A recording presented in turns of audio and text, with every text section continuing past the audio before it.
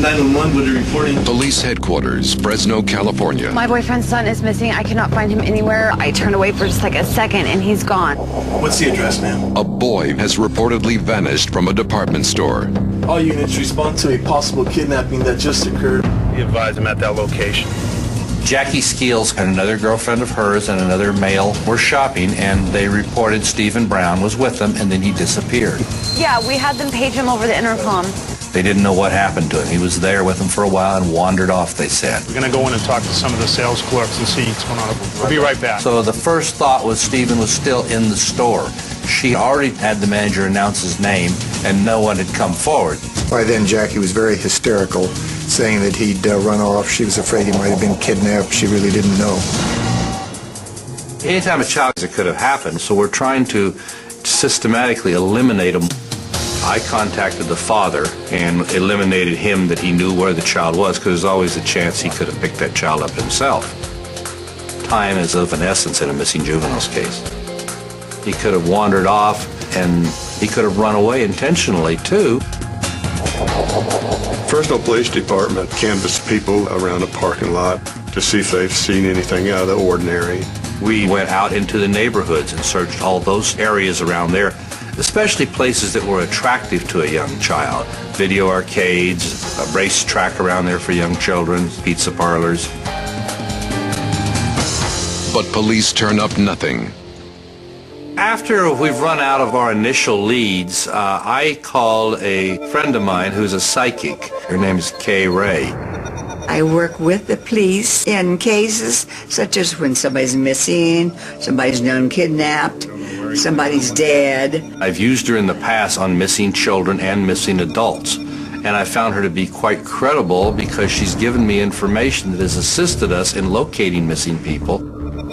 Stephen. All McFadden tells Kay is the boy's name, the date of his disappearance, and the place he was last seen. He just disappeared. They don't know where he went or what happened. Almost immediately, strange sounds filled the psychic's head.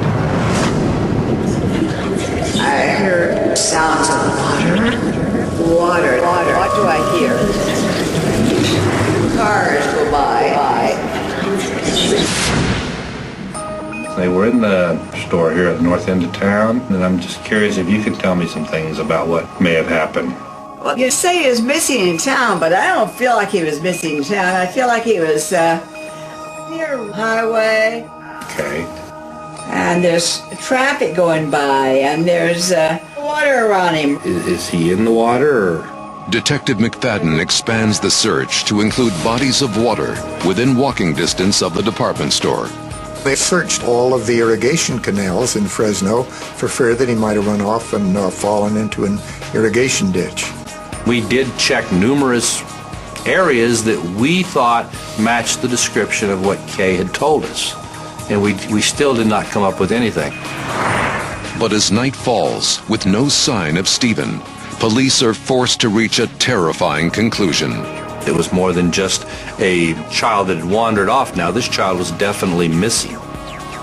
We considered that Stephen Brown could have been picked up by somebody and forcibly taken from this mall.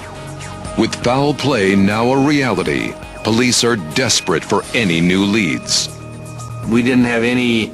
Turn up any overlooked clues. Detective McFadden decides to re-interview Stephen's father, Virgil Brown. Brown explains that he gained sole custody of the boy at the end of a rocky relationship.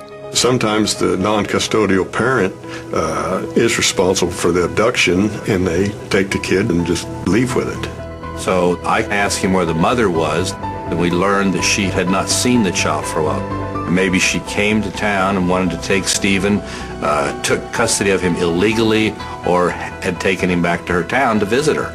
So we naturally wanted to contact her, find out her past relationship with him, when she saw him last, and was she involved in his disappearance. Detectives question Stephen's biological mother. It was pretty obvious there was no contest or any attempts by her to get him or see him. She had another family, another husband, and other children. So in my mind, she'd moved on with her life, and Stephen was part of her past. 48 hours into the case, with a full-scale media alert and still no new leads, police begin to consider the worst. We looked at our registered sex offenders in the area, children that lived in that area. We did a number of things, and again, we kept coming up with nothing. Sergeant McFadden checks again with Kay to see if she has any new information on the case. And suddenly, Kay is struck with new impressions. Water. Smooth rocks. What do I hear? Cars go by. A whistle. Can the psychic's obscure clues? She could almost go to that scene and tell me what she could see or hear there, and I knew she could do that from using her on prior occasions. The thing I heard was water. Now, what do I hear? Do I hear a little trickle? Do I hear waves from the ocean? I knew the sound was a river. It was close enough to hear the cars go by on the highway, and then I saw the rocks, and then I could hear the whistle blowing.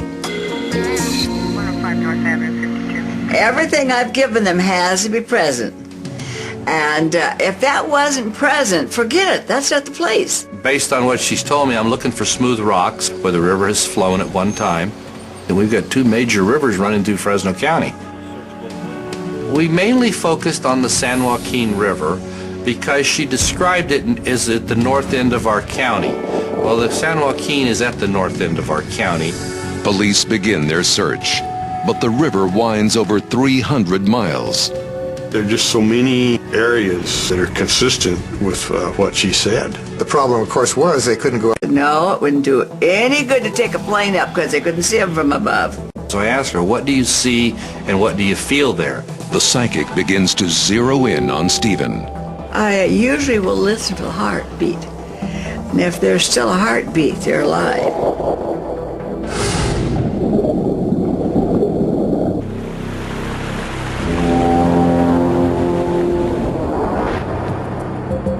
I saw the boy's body. He was floating in this water, and it was obvious to me that he had drowned. His heart is not working. It's not beating, so he's not alive.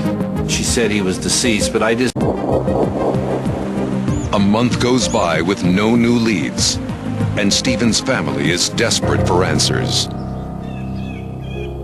Virgil, the boy's father, was understandably a basket case. Idea where he might be? In order to strengthen her impressions, Kay arranges to meet with Virgil and his girlfriend, Jackie Skeels, the last person to see Stephen. I guess that is probably her custom. She wants to meet not only with the family, she wants to meet with the people who were with somebody at the time of the disappearance. The last time I saw him, The father, of course, was hoping that the boy would be alive. Where did you last see Jackie? It was me, it was two other friends. We were all in the store with Stephen. Kay begins to suspect that there is much more to Jackie's story than she lets on. Checked the parking lot, checked the bathrooms, and I didn't like her. I didn't like her from the very beginning. I very seldom don't like people. As Jackie continues with her story, Kay begins to pick up on images.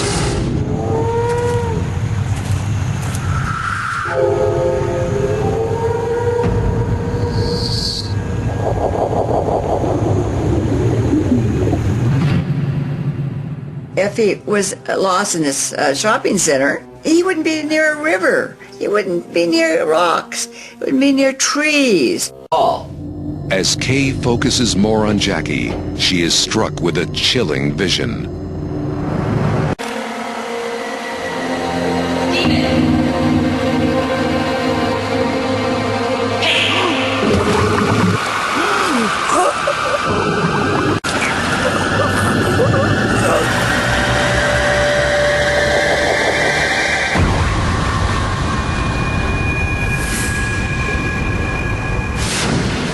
friends. We were all in the store with Stephen. No, he's not the toy section. When I see him, it's not near a shopping center. Has the psychic seen right through Jackie Skeels and uncovered her murderous secret? Vision leads her to believe that Stephen Brown was murdered and that Jackie Skeels is behind his death.